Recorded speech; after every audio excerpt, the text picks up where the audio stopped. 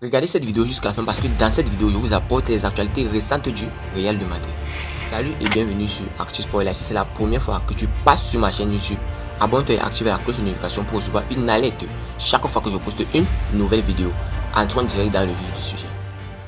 Javier Tebas, Vinicius est le meilleur joueur de notre championnat, ce n'est pas un provocateur. Le président de la Liga Javier Tebas a expliqué lors d'une conférence de presse tout ce qui s'est passé depuis que l'affaire Vinicius a explosé à Mestalla, les mesures prises par l'instance qu'il présidait, entre autres aspects, la nécessité de changer la loi pour avoir des pouvoirs et pouvoir mettre fin au fléau du racisme et des insultes. Le dirigeant, qui s'est excusé auprès de Vinicius après leur confrontation sur les réseaux sociaux le soir des incidents de Valence, a fait preuve de sympathie envers le Brésilien, mais aussi de fermeté dans la lutte contre le racisme de la part d'un secteur de supporters.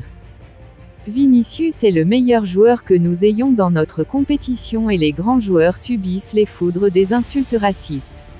Nous avons été particulièrement vigilants lors des matchs de Vinicius à l'extérieur car il suscite ce genre d'animosité. Mais c'est une erreur de penser qu'il provoque. C'est déjà arrivé avec Cristiano et Messi. Il ne l'insulte pas parce que c'est un provocateur, a reconnu Tebas. Le président aimerait pouvoir expliquer aux joueurs du Real Madrid tout ce que nous faisons. Je suis frustré parce que je sais que tout n'est pas fait correctement selon les compétences. La commission contre la violence n'a pas de pouvoir de sanction.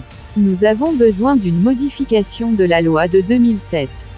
Nous allons demander un amendement et des pouvoirs.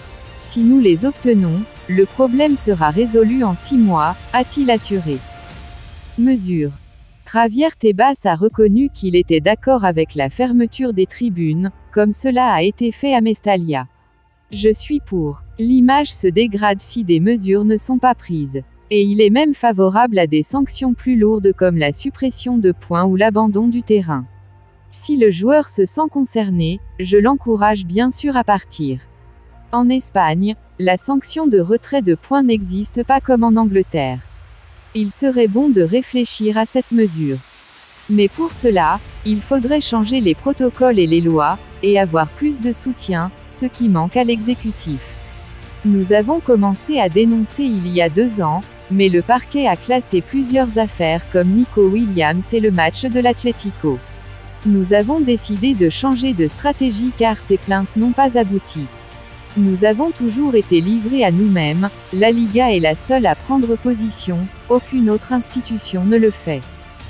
Le football espagnol n'est pas raciste et moi non plus.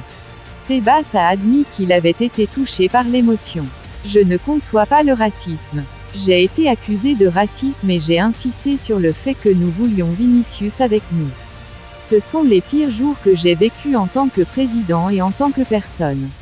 Le football espagnol n'est pas raciste et nous allons travailler pour récupérer la réputation que nous avons peut-être perdue.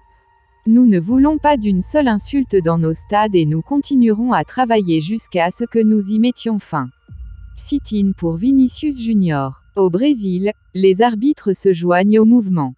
Après le coup d'envoi du match, tous les joueurs et arbitres présents sur le terrain ont organisé un sit-in pour Vinicius Junior, victime d'attaques racistes en Espagne.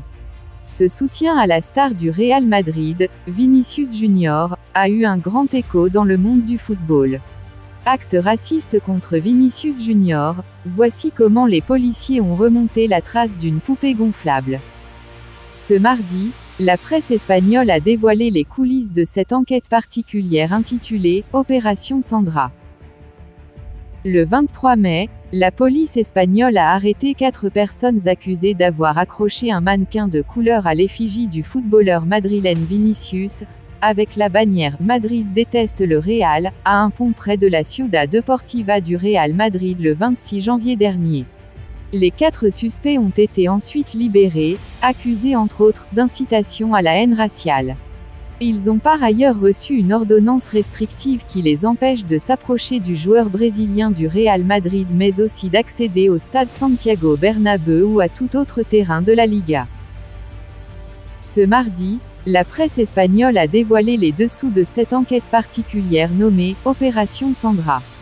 C'est dans le cadre d'une émission de radio, intitulée « Julia en la Honda » sur la chaîne Honda Cero que ces révélations ont été faites.